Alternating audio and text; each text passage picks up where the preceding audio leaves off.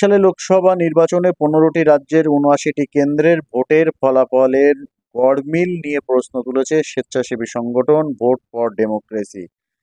তাদের দাবি, এই ৭৯টি কেন্দ্রের মধ্যে আছে উড়িষ্যার ১৮টি, মহারাষ্ট্রের ১১টি, পশ্চিমবঙ্গের 10টি, অন্ধ্রপ্রদেশের 7টি, কর্ণাটকের 6টি, ছত্তিশগড় ও রাজস্থানের 5টি করে কেন্দ্র, বিহার, হরিয়ানা, মধ্যপ্রদেশ ও তেলেঙ্গানার 3টি করে কেন্দ্র, অসমের 2টি কেন্দ্র, অরুণাচল প্রদেশ, গুজরাট ও কেরলের 1টি করে কেন্দ্র রয়েছে। ভোট ফর ডেমোক্রেসি বলছে, কী কারণে এই বিরাট সংখ্যায় বাড়তি ভোট নির্বাচন কমিশনের তা জানানো উচিত। তবে বাড়তি ভোটের থেকে কম ব্যবধানে যেসব কেন্দ্রে বিরোধী দলের প্রার্থীরা জিতেছেন সেই প্রসঙ্গ রিপোর্টে বলা হয়নি।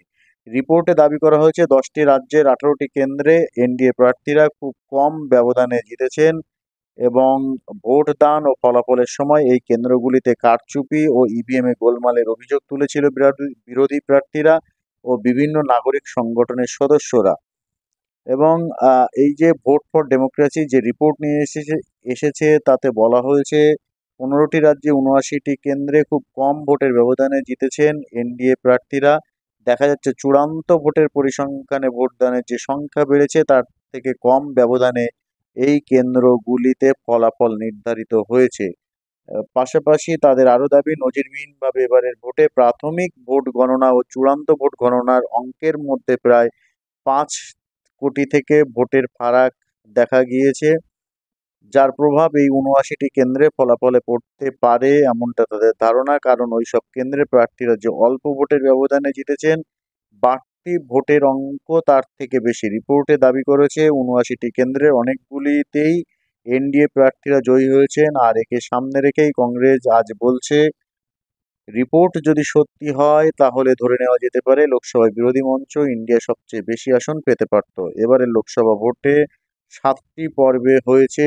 কত ভোট পড়ল সেই পরিসংখ্যান প্রকাশ করতে নির্বাচন কমিশন দেরি করেছে বলেই অভিযোগ। সেই প্রেক্ষাপটে এই ধরনের প্রশ্ন সামনে আসায় কংগ্রেস বলছে, রিপোর্টটি যদি কোনো ভুল থেকে থাকে তাহলে নির্বাচন কমিশনের অবস্থান স্পষ্ট করা উচিত।